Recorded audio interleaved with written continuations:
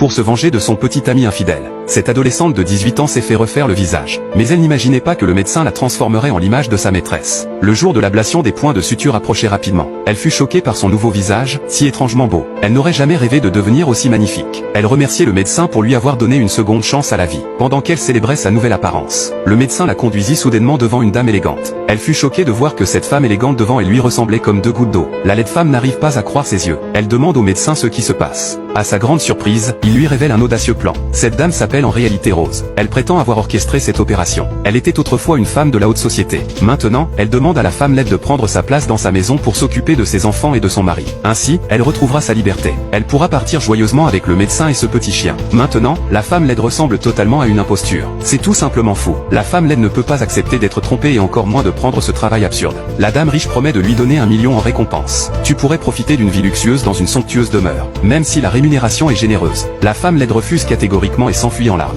Cependant, à son retour chez elle, elle découvre que sa tante qui l'a élevée est gravement malade depuis les 3 mois de sa disparition. Après avoir interrogé une infirmière, elle apprend qu'elle souffre de problèmes cardiaques. L'infirmière prévient qu'elle pourrait ne pas survivre au prochain mois sans une intervention chirurgicale. La femme laide est en plein désarroi. Elle n'a même pas 100 € sur elle. Et pour aggraver les choses, avant de quitter sa maison, la nouvelle petite amie du mauvais garçon est venue se moquer de sa stupidité. Furieuse, la femme laide l'a poussée sur un grill, la laissant gravement défigurée. Maintenant, la police la recherche activement. Sans autre option, la femme laide retourne chez la dame riche. À contre-séhur, elle accepte finalement la demande de Rose. Rose et le médecin affichent un sourire satisfait. Alors, Rose commence à la transformer de la tête aux pieds. Elle lui fait d'abord rencontrer ses 2 enfants. Une fille de 13 ans et un fils de 7 ans. Son mari voyage constamment, et leur mariage est déjà en ruine. Soudain, la femme laide se pose une question embarrassante. Que faire en cas d'intimité conjugale? Rose dit qu'elle y a déjà pensé. Elle explique qu'ils dorment séparément depuis des années. Il y a peu de chances que cela arrive. Bien sûr, cela ne me dérange pas non plus. Ensuite, la femme laide subit une transformation de maquillage et de style. Après quelques retouches, elle ressemble à 90% à Rose. Cependant, son long complexe d'infériorité la rend peu confiante. Rose insiste pour qu'elle parle haut et se comporte de manière arrogante pour ressembler davantage à elle. Pour vérifier le succès de la transformation, la femme laide est chargée d'approcher le médecin. Elle ne s'attendait pas à ce qu'il ne la reconnaisse pas du tout. Juste au moment où la catastrophe semblait imminente, la vraie Rose est sortie en souriant. Si même le médecin ne peut pas faire la distinction, cela signifie que la transformation est un grand succès. Peu de temps après, la femme laide reçoit un chèque de 1 million de dollars. Elle le remet immédiatement à sa meilleure amie,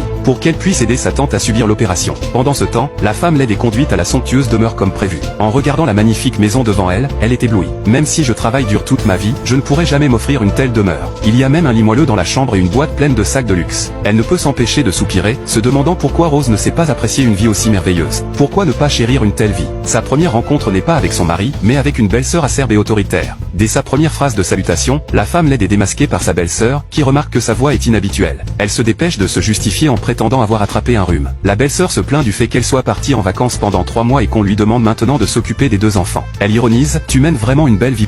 La femme laide ne sait pas comment répondre à ces moqueries. La fille apparaît soudainement, elle change rapidement de sujet et salue chaleureusement. Pendant le repas, elle ne cesse de nourrir son fils. Cela déconcerte son fils et sa belle-sœur. Ils n'ont jamais vu autant d'attention de sa part envers les enfants. La laide femme, tremblante, soupire de soulagement après le repas. Elle se réjouit que son mari soit actuellement en voyage d'affaires. Maintenant, elle n'a qu'à s'occuper des 2 enfants. Cependant, son fils veut jouer avec le volant de badminton accroché au mur. Il tombe et se blesse, puis est emmené à l'hôpital.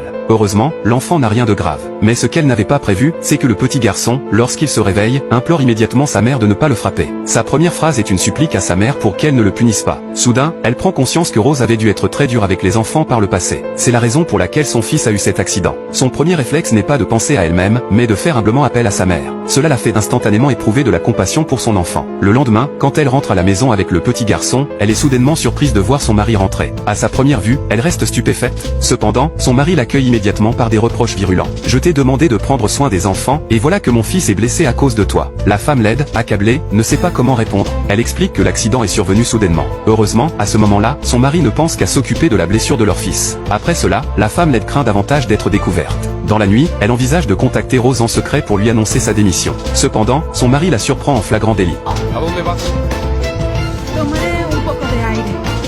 Son mari se met immédiatement en colère et affirme qu'elle veut sûrement rencontrer son amant, ne lui laissant pas le temps de s'expliquer. Il la conduit directement dans un entrepôt froid. Il lui demande de réfléchir sérieusement à son rôle de mère négligente. Son comportement grossier la laisse sans défense. Elle n'a aucune envie de se faire passer pour Rose une minute de plus, alors j'avoue ne pas être sa femme. Peut-être c'est absurde, mais s'il te plaît, crois-moi. Le mari, en colère, réplique qu'elle cherche à échapper à ses responsabilités. Elle invente même de telles absurdités. Jouer à l'amnésie et aux troubles de la personnalité, n'est-ce pas? Reviens à la maison quand tu auras réfléchi et changé. Elle est alors laissée seule, abandonnée abandonnée à sa solitude. C'est à ce moment qu'elle réalise qu'elle s'est enfoncée dans un énorme piège. Pendant ce temps, la vraie Rose et le médecin ont déjà pris l'avion pour les États-Unis. Ce n'est que le lendemain que son mari vient la voir. La femme laide promet de faire de son mieux pour assumer ses responsabilités de mère et aider à prendre soin des enfants. Elle est alors enfin libérée. Cependant, lorsqu'elle est retournée à la grande maison et a salué chaleureusement ses enfants, la fille a toujours traîné son petit frère froidement. Il semble qu'elle devra faire beaucoup plus pour regagner l'amour de ses enfants pour Rose. Elle est triste et seule son amie peut être sa confidente, mais elle ne peut pas lui dire la vérité. Elle doit mentir en disant qu'elle est partie travailler comme femme de ménage dans une autre ville.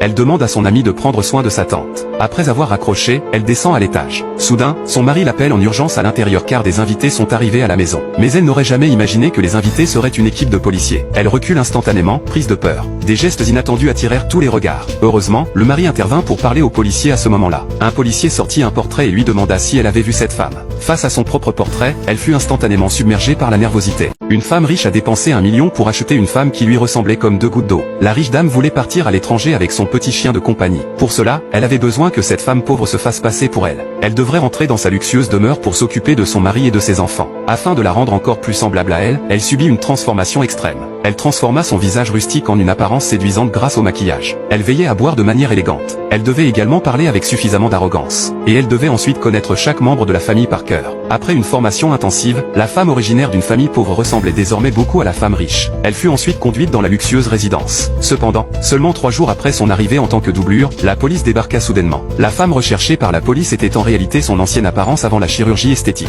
La femme laide fut instantanément paralysée par la peur. Avant son arrivée ici, elle avait involontairement défiguré une femme. Elle croyait que la police venait pour l'arrêter et s'était préparée à un affrontement avec elle. Cependant, la police se contenta de leur rappeler de rester vigilant ces prochains jours. À ce moment-là, leurs cœurs suspendus se relâchèrent. Elle retourna précipitamment dans la chambre pour en informer la véritable femme. La véritable femme lui dit de ne pas s'inquiéter et de se concentrer sur son travail. Cependant, à ce moment-là, son mari fit irruption dans la pièce. Il lui demanda qui elle appelait en pleine nuit et si c'était un amant. Il lui arracha le téléphone et demanda qui était à l'autre bout. La véritable femme eut une idée brillante et modifia sa voix en se tenant la gorge pour avoir un ton différent. Elle prétendit être une ancienne camarade de classe de Rose qui appelait pour prendre des nouvelles. L'homme réalisa alors qu'il avait mal interprété la situation et partit embarrassé. Cependant, il ne pouvait s'empêcher de sentir que quelque chose clochait. Il a donc demandé à son subordonné de commencer dès aujourd'hui, de suivre sa femme dès qu'elle sortait de la maison, et de lui faire régulièrement des rapports sur ses déplacements et ses rencontres. Très vite, fausse Rose, à cause de sa nostalgie pour sa tante, a inventé une excuse pour inciter son mari à sortir. Elle a pris un taxi pour retourner dans le quartier pauvre. Mais une fois devant sa porte, elle n'a pas eu le courage de descendre du véhicule, ne sachant vraiment pas comment expliquer tout ce qu'elle avait vécu. Quand son mari a vu les photos d'elle dans le quartier pauvre, il a été complètement déconcerté, car, selon ce qu'il savait, sa femme ne connaissait même pas ses habitants du bidonville. Comment avait-elle pu s'y rendre? Il a demandé à son subordonné de continuer à la suivre. On dit qu'à peine une vague s'apaise, une autre se lève. Ce jour-là, la belle-sœur l'appelle soudainement pour rencontrer sa nouvelle femme de ménage. Dès qu'elle voit la femme de ménage, elle reste figée, car c'est la même femme que son ex-petite amie avait utilisée pour la tromper. C'est aussi celle qui a été accidentellement défigurée par elle. Maintenant, elle ne peut plus compter sur sa beauté pour vivre, elle doit travailler comme femme de ménage. La fausse Rose, émotionnellement agitée, dit à sa belle-sœur qu'ils n'ont pas besoin d'une femme de ménage, qu'il y a suffisamment de gens à la maison. La belle-sœur est surprise par son soudain accès de colère. Une femme de ménage, et elle réagit si violemment? Tu n'as pas besoin de moi, d'accord. Finalement, la femme défigurée est quand même entrée. Elle se regarde dans le miroir et se dit de se détendre, de ne pas être nerveuse. Tu n'es plus la personne laide que tu étais autrefois. Elle retire ensuite le collier qu'elle portait par précaution. Elle craint justement que quelque chose n'arrive. Le lendemain, la femme de ménage défigurée est venue pour déposer le linge lavé. Elle ne pouvait s'empêcher de vouloir fouiller dans les bijoux. Elle finit par trouver ce collier. Soudain, cela lui rappelle que la femme laide qui l'a blessée en avait aussi une identique. Soudainement, la fausse Rose intervient, interrompant ses reproches en lui rappelant qu'elle est une servante qui doit se comporter correctement. Qui t'a permis de toucher ça? La femme de ménage essaie de se défendre, mais elle se fait violemment expulser par la fausse Rose. La femme de ménage contacte son frère, qui est policier. Elle lui dit qu'elle a trouvé un collier suspect. Il y a un problème dans cette maison. Mais mon frère a dit qu'un collier ne prouve rien. Peut-être que beaucoup de gens l'ont acheté. C'est vrai. En un clin d'œil, fausse Rose est dans la maison depuis un mois. Elle manque beaucoup à ses amis. Elle ne peut pas résister et décide de rencontrer sa meilleure amie dans un petit restaurant. Quand elle voit son amie, elle ne peut pas s'empêcher de lui dire bonjour. Mais les deux amis la regardent étrangement en demandant ce qui ne va pas. C'est alors que fausse Rose réalise que son visage a changé depuis la dernière fois. Voyant la réaction étrange de son amie, elle la retient pour ne pas partir. Elle dit rapidement, c'est moi, fausse Rose, tu ne te souviens pas de moi. Elle se dépêche de raconter des souvenirs de leur enfance. Les deux amis mettent du temps à réagir avant de finalement s'asseoir. Fausse Rose a tout dit. Son ami, incrédule, dit, ce n'est pas une histoire de fiction, n'est-ce pas? Après que son ami l'a encouragé à accepter toute l'histoire. Sa première réaction est de s'inquiéter profondément pour fausse Rose, lui demandant de ne pas se mettre en danger. Fausse Rose promet de revenir à la maison en fin de journée. Mais sa belle-sœur lui demande d'un air froid où elle est allée. Tu as même oublié l'anniversaire de ton fils. C'est alors qu'elle se rend compte de son erreur. Son fils, plein d'attentes, lui demande un cadeau, mais elle n'est pas préparée. Sous le regard de son mari, elle ment en prétendant avoir tout préparé. Elle se précipite pour organiser une fête d'anniversaire pour remédier à la situation. Pendant la fête, son mari discrètement demande à sa sœur de surveiller sa femme de plus près à la maison, car il a l'impression qu'elle a changé. Il a le sentiment qu'elle est devenue une autre personne récemment. Lors de la séance photo suivante, leur fils tire accidentellement sur sa robe. Son mari remarque quelque chose d'anormal. Il lui demande ce qui est arrivé à la cicatrice en forme de rose sur son dos. Il s'apprête à regarder de plus près. À cet instant, son cœur bat la chamade. Elle détourne immédiatement la conversation en disant que ce n'est pas important. Vite, passons à la prochaine étape pour notre fils, ajoute-t-elle. Mais cet incident préoccupe toujours son mari. Il retourne demander les photos récentes à son associé. Il découvre que sa femme a dîné avec 2 étrangers. Qu'est-ce qui se passe réellement? Il faut enquêter sérieusement sur cette affaire. Mais avant qu'il puisse enquêter sur cela, le lendemain, Fausse Rose passe par le bureau et découvre accidentellement les photos prises en cachette. Elle demande à son mari, que signifie cela? Tu m'as fait suivre? Son mari ne montre aucune honte. Au lieu de cela, il l'accuse de ne pas être à la maison pour s'occuper de leur enfant et de rencontrer des gens étranges chaque jour. Fausse Rose essaie d'expliquer que ce sont tous d'anciens amis. Il ne la croit pas du tout et pense qu'il y a anguille sous roche. Son mari veut l'emmener dans un bidonville pour rencontrer les personnes sur les photos et comprendre ce qui se passe. Pour en avoir le cœur net, dit-il. Fausse Rose, craignant de se faire démasquer, sent son cœur battre la chamade. Cette femme, pour se venger de son ex-petite amie, a subi une chirurgie esthétique sur un coup de tête. Elle ne s'attendait pas à devenir si magnifique après l'opération. Cependant, étant donné sa pauvreté, elle ne peut pas payer les frais médicaux. Elle doit donc accepter une condition du médecin. La condition est de se faire passer pour sa petite amie, Chérie Rose, pendant 3 mois. Elle doit remplacer sa femme et vivre avec son mari d'origine. Au début, Fausse Rose, pour éviter les conflits avec son mari,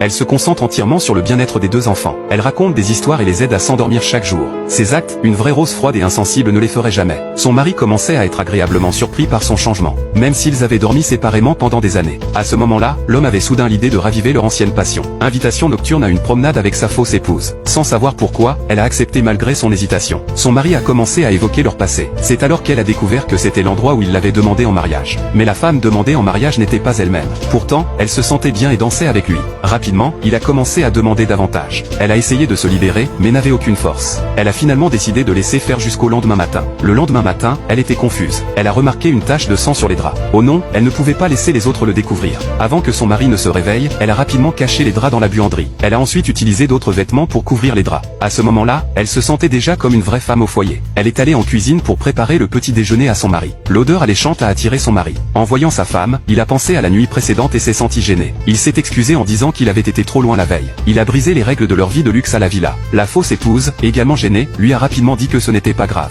Elle n'avait pas pris la nuit précédente au sérieux. Son mari était heureux de voir qu'elle ne le rejetait pas. Cependant, leur bonheur a été de courte durée. La belle-sœur a découvert quelque chose de suspect en regardant d'anciennes vidéos familiales. Elle a remarqué la présence de la fausse Rose et a commencé à douter. Elle a interrogé la fausse Rose en lui demandant de s'expliquer sur cet homme. La fausse Rose n'était pas d'humeur à répondre à sa belle-sœur. Elle a prétendu avoir trop bu et ne pas se souvenir. Cependant, la belle-sœur était convaincue qu'il s'agissait de son amoureux. Lorsque la fausse Rose a essayé de partir, la belle-sœur l'a violemment agressée. Elle lui a dit de ne pas tromper son frère. Le bruit a attiré leur mari qui est intervenu pour les séparer. En voyant sa femme blessée, il ressentait une profonde affection pour elle. Il l'a conduite à l'hôpital et a même personnellement pris soin de ses blessures. La belle-sœur avait initialement l'intention de perturber leur relation, mais cela a eu l'effet inverse, renforçant leur lien. Quand le riche homme est rentré chez lui, sa première action a été de demander à sa sœur de mieux traiter sa femme à l'avenir. Sa sœur voulait lui montrer une vidéo suspecte. Il a catégoriquement refusé, disant qu'il préférait faire confiance à sa femme. Cela a laissé sa sœur froide. Elle a donc secrètement payé un paparazzi une grosse somme d'argent pour enquêter sur l'homme dans la vidéo. Elle voulait savoir qui il était. Pendant ce temps, la vraie Rose et le médecin aux États-Unis se sont disputés brusquement. La raison en était qu'un inconnu avait flirté avec Rose. Connaissant la nature de Rose, le médecin a réagi par jalousie. Leur relation s'est brisée et la vraie Rose est rentrée précipitamment dans son pays.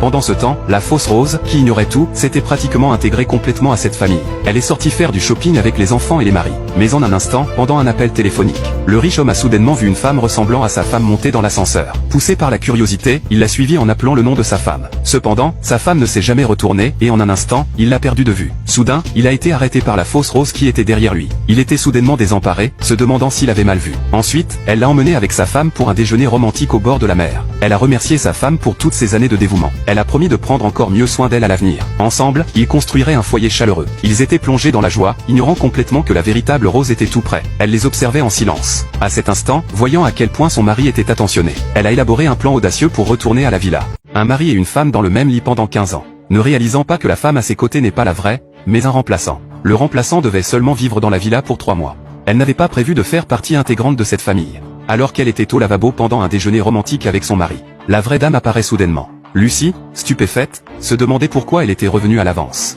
Rose lui dit que c'est le temps pour elle de retourner à la villa. Tu peux partir maintenant. Elle a dit que c'était trop soudain. Elle n'arrive pas à accepter de quitter si vite cette famille heureuse. En fin de compte, elle demande à Rose plus de temps pour se préparer. Une fois de retour à la maison, Lucie est distraite. Son mari lui demande ce qu'il se passe mais elle ne peut pas parler. Elle n'en a jamais parlé. Le lendemain, elle rencontre Rose pour planifier le changement d'identité. Quand Rose lui demande comment s'est passé son temps, Lucie mentionne inconsciemment les mérites de son mari. Cela fait douter Rose. Lucie est-elle tombée amoureuse de son mari? Lucie, grillée, avoue la vérité. Pardonne-moi, ce n'était pas intentionnel. J'ai essayé d'ignorer mais je ne peux pas résister. À ce moment, la jalousie de Rose est activée. Rose lui dit de changer de vêtements maintenant et de partir immédiatement. Mais Lucie dit qu'elle aime toujours les enfants. Elle espère avoir un jour de plus pour dire au revoir.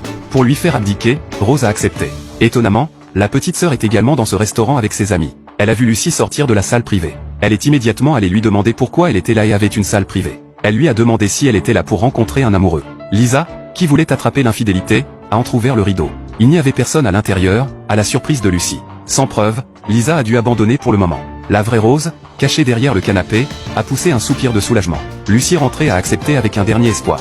Prendre des photos avec la famille et être affectueuse avec son mari. Une fois les enfants déposés le lendemain, Rose est revenue comme prévu. Lucie n'avait plus de raison de rester. Conseillant Rose de s'occuper des enfants, elle retourne au bidonville. Elle pleure et dit à ses amis que les jours de remplacement sont finis. Voyant à quel point elle est blessée, l'ami la console, disant que tant qu'elle peut rentrer en sécurité, c'est bien. Par la suite, on peut vivre sereinement ensemble. Quand le riche voit que sa femme est rentrée aussi vite, et qu'elle a changé de vêtements, il est étonné. Mais Rose s'en sort facilement. Depuis qu'elle est rentrée, elle frappe durement son fils sur les fesses quand il vient jouer. Ne vois-tu pas que je n'ai pas le temps de jouer avec toi? La fille à côté ne comprend pas pourquoi sa mère est devenue si froide. La fille court se plaindre à sa tante. Face aux accusations de Lisa, elle répond par des jurons et une gifle, laissant Lisa stupéfaite. Quand la femme de ménage renverse du jus sur le sac par accident, elle a failli la faire rencontrer Dieu. Même si je te vends, cela ne suffira pas pour acheter un tel sac. Lisa voit toutes ces anomalies et se plaint à son frère qu'il y a forcément un problème. Cela pourrait être lié à l'amant de ta femme. Le riche lui conseille de ne pas spéculer. Même une personne normale a beaucoup de changements d'humeur en une journée. À ce moment, la fausse Rose est dans les bidonvilles avec des amis. Elle n'aurait jamais pensé que la femme de ménage qui rentre chez elle l'aurait vue. Demandez à madame pourquoi tu es ici. Et avec cette personne. N'est-il pas l'ami de la femme laide dont le visage a été ruiné? Une nervosité Lucie explique qu'elle est venue chercher quelqu'un dans le quartier. La bonne est convaincue qu'il faut absolument mener une enquête. Et encore plus surprenant, c'est ce qui suivra. Lucie a été vue par Lisa en passant sur le chemin du retour. Elle l'a giflé. Stupéfaite, Lucie lui demande pourquoi elle l'a frappé. Lisa dit, tu m'as déjà frappé aujourd'hui, tu es tellement oublieux. Je vais te faire regretter l'humiliation que tu m'as infligée peu à peu. Lucie réalise soudainement que lorsque la vraie Rose est rentrée, elle a dû être très dure avec les enfants. C'est pourquoi elles ont cette attitude. Dans son inquiétude, elle retourne secrètement à la maison. Mon Dieu, comment es-tu revenu? Lucie critique son comportement déplorable et son égoïsme envers sa famille. Rose rappelle qu'elle est la vraie maîtresse de cette maison. Tu n'es qu'une doublure, tu comprends? J'ai le droit de décider de ton travail. S'ensuit alors un combat entre elles. Juste à ce moment-là, le richissime rentre à la maison. Le coup soudain à la porte presse les deux. Au moment crucial, Rose doit courir dehors. Et Lucie reste. Rose marche dans la rue en pyjama et pieds nus. Elle doit tolérer les regards étranges des autres. Heureusement, elle a une amie qui vient la chercher quand elle appelle. Pour chasser Lucie, Rose lui envoie ses anciennes photos l'aidant menace le lendemain. Si tu continues à prendre des nids de pie, je révélerai ton vrai visage à la police. Elle est très riche mais a des comportements bizarres. Elle abandonne son mari riche et leurs enfants adorables. Elle s'enfuit avec l'argent du riche pour le petit chien. Pour cacher son infidélité à son mari, elle trouve une femme qui lui ressemble exactement. Mais quand elle veut revenir, cette femme s'est habituée à la vie luxueuse. Alors elle discute d'un plan avec son ami. Quand le double va faire du shopping avec le mari, elle attend que le mari sorte pour un appel. Son ami distrait la double en tant qu'ancienne camarade de classe. La sosie, Lucie, joue le jeu de peur d'être découverte. La vraie femme revient vers le mari, disant qu'elle a choisi ses vêtements et veut qu'il paye. Elle lui donne ensuite un gros baiser. Lucie est extrêmement choquée par cette scène, parce qu'elle est tombée amoureuse de cet homme. Mais elle n'a pas le droit d'intervenir à ce moment-là. La pauvre Lucie retourne dans le bidonville. Son ami la persuade de ne plus voir cette famille. Elle devrait mieux vivre sa propre vie à l'avenir. Lucie ne peut pas lâcher prise. Même pour ses deux enfants adorables. Elle ose revenir discrètement. Elle tombe juste sur une grande nouvelle. Les enfants affluent pour l'activité après le travail. Elle élabore alors un plan audacieux. Elle arrive avant Rose. Quand Rose arrive, elle est furieuse. Puis Lucie emmène son fils aux toilettes. Rose la tire à part pour régler le compte. Lucie dit qu'elle avait promis à son fils qu'elle assisterait à son compétition. Quand le fils retourne, il voit deux mères. Il pense qu'il voit double. Lucie pousse donc Rose dans une cabine. Elle explique à son fils qu'il a mal vu. C'était seulement un reflet dans le miroir. Ainsi Lucie revient aux côtés du riche. Rose ne peut pas tolérer cela. Mais elle a une fête à laquelle assister ce soir. Elle achète alors une robe identique à celle qu'elle avait prévue. Elle se précipite immédiatement sur place. Lucie et le riche homme sont déjà arrivés. Ils sont occupés à socialiser. L'ami de Rose vient à la rescousse. Elle renverse intentionnellement une boisson sur elle. Lucie la reconnaît immédiatement. Elle est ensuite emmenée pour nettoyer sa robe. C'est là que Rose a enfin l'occasion de revenir fièrement aux côtés de son mari. On ne peut pas changer sa nature. À la vue d'un homme attrayant, elle commet une vieille erreur. De son côté, Lucie réalise qu'elle a été trompée. La femme devant elle est avec Rose. Pour revenir, elle détourne l'attention. Ensuite, je suis allé à la salle de diffusion à une vitesse comparable à celle d'une fusée, annonçant que Rose a gagné le grand prix. Rose vient donc réclamer son prix, mais le personnel est perplexe. Son ami la prend pour la fausse et veut l'emmener. Rose l'insulte avant de réaliser son erreur. Rose n'arrive pas à digérer ça. Avec son ami, elle trouve une autre idée. Elle appelle alors Lucie pour avouer qu'elle veut changer. Lucie, pas folle, lui demande si elle est sérieuse. Si tu es prête à être gentille, je te crois à nouveau. Elles conviennent donc de se retrouver au centre commercial. Au moment convenu, Rose va à la bijouterie et demande à voir un gros collier. Mais dès que le vendeur se retourne, elle court avec le collier. Rose change immédiatement de tenue. Lucie arrive à cet étage juste à ce moment pour chercher Rose. Elle est capturée par les gardes de sécurité comme une voleuse. Rose se réjouit de son malheur. Au début, son mari ne peut pas croire qu'elle volerait quelque chose. Mais face aux preuves vidéo, il n'a d'autre choix que de payer pour le collier. Mais ce qui est encore plus surprenant, la femme de ménage a suivi Lucie depuis qu'elle a quitté la maison. Elle rit presque quand elle voit Lucie capturée. Mais la seconde suivante, elle voit Rose passer à côté. Qu'est-ce que c'est que ça? Elle rentre à la maison et montre la vidéo à la sœur du riche homme.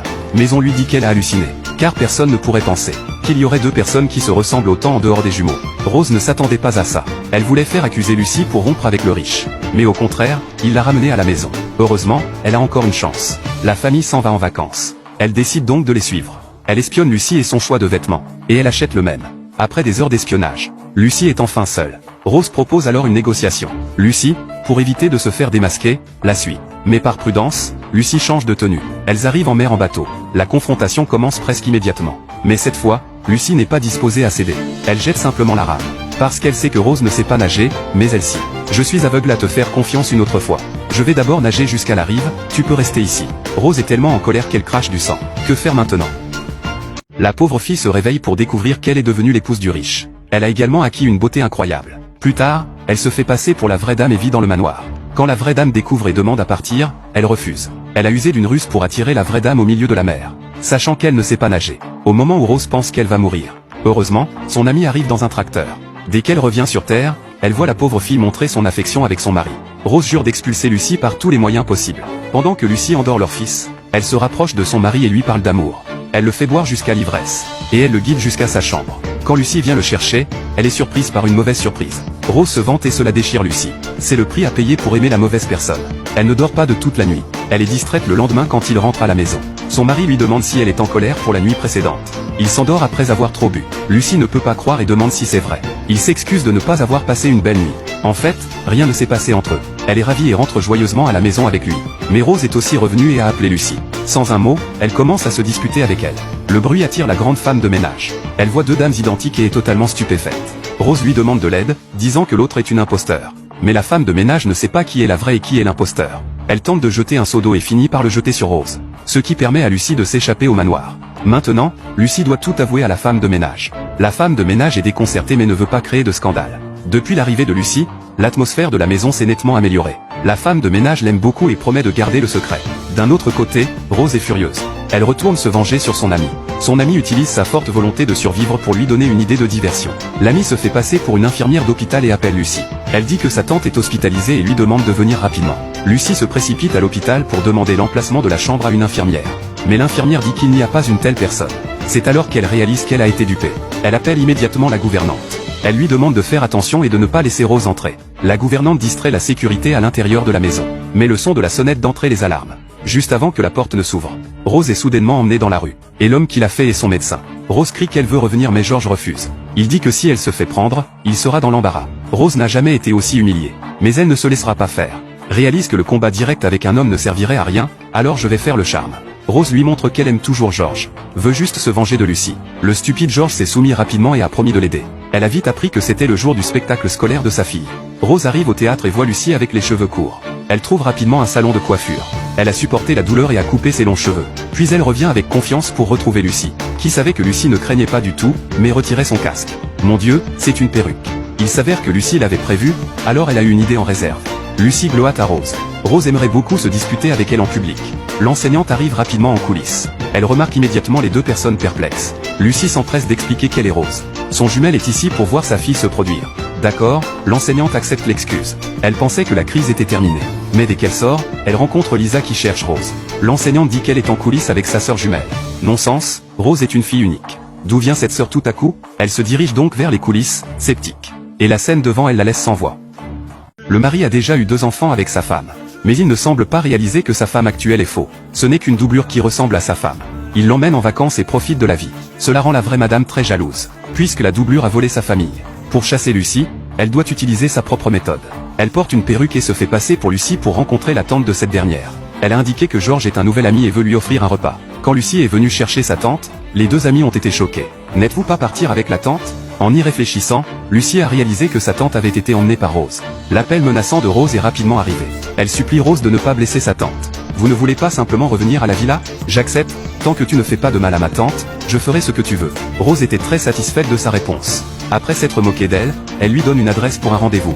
Cependant, Lucie ne le sait pas. Son appel a été entièrement écouté par la femme de ménage. Et elle a même enregistré avec son téléphone. Rose envoie Georges la chercher en voiture. Sur le chemin, Lucie essaie de le convaincre de ne pas croire Rose. Elle se servira de toi et te jettera une fois que tu n'es plus utile. Mais Georges la fait taire, il ne veut rien entendre. Peu de temps après, Lucie arrive à l'endroit convenu. Elle pensait que Rose libérerait sa tante. Cependant, la seconde suivante, elle demande de l'aide à un bon ami. Elle enferme également Lucie dans la petite pièce noire. La femme de ménage montre la vidéo enregistrée à la sœur riche. Si elle n'avait pas vu la vidéo, elle ne pourrait pas imaginer que sa belle-sœur a beaucoup de secrets. À ce moment-là, la véritable Rose a finalement une chance de retourner à la maison. Son mari lui demande où elle a été et pourquoi elle n'a pas répondu toute la nuit. Rose invente sur le champ qu'elle est allée jouer chez un ami. Elle était trop fatiguée et a décidé de passer la nuit là-bas. Mais alors qu'elle s'apprête à partir, sa belle-sœur rentre à la maison et tente immédiatement de la frapper. Elle la traite d'imposteur complet. Le milliardaire ne comprend pas ce qui se passe. Alors sa sœur montre la vidéo. Rose réagit vite, jette le téléphone au sol et le casse. Aux yeux du milliardaire, sa sœur fait simplement des histoires. Il avertit sa sœur de ne pas suspecter sa femme sans preuve. Sa belle-sœur est très contrariée.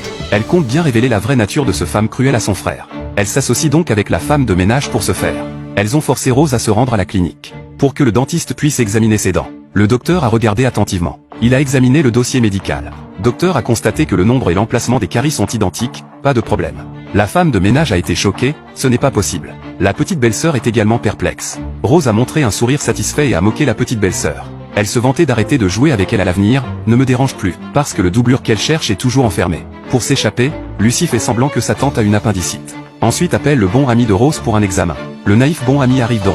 Les 2 réussissent enfin à s'échapper et rentrent directement à la maison. Mais elle ne parvient pas à oublier le milliardaire. Elle continue de regarder sa photo et de penser à lui. Son ami arrache la photo de ses mains et lui demande ce que la vie dans la maison de luxe a de si bon. Lucie est toujours naïve jusqu'à présent. Son ami ne sait vraiment pas quoi faire avec elle. Afin de changer son point de vue, les 2 amis discutent à la porte de la maison pendant longtemps. Ils ne remarquent pas que la femme de ménage défigurée est assise à l'entrée. Et elle entend toute leur conversation. Ce soir-là, elle profite de la nuit pour se venger. Pour se cacher de la femme de ménage, ils décident de se séparer. 2 bons amis emmènent d'abord la tante pour faire une diversion. Ils laissent Lucie partir par une autre route. Qui aurait pensé qu'elle serait découverte par Georges à peine peu après. Georges, ayant réalisé qu'elle s'était enfuie, l'a cherchée jour et nuit avant de finalement la retrouver. Donc, jusqu'au lendemain matin, les 2 amis proches de Lucie n'ont pas réussi à la contacter. Georges emmène directement Lucie à la grande maison. Et Rose se trouve justement sur place à ce moment-là. Elle est surprise de voir les 2 arriver soudainement. « Pourquoi l'as-tu amenée ici ?» Rose s'avance pour chasser Lucie. C'est alors que sa petite sœur entend le bruit et vient voir ce qui se passe. Résultat, elle voit 2 belles sœurs identiques et reste stupéfaite sur place.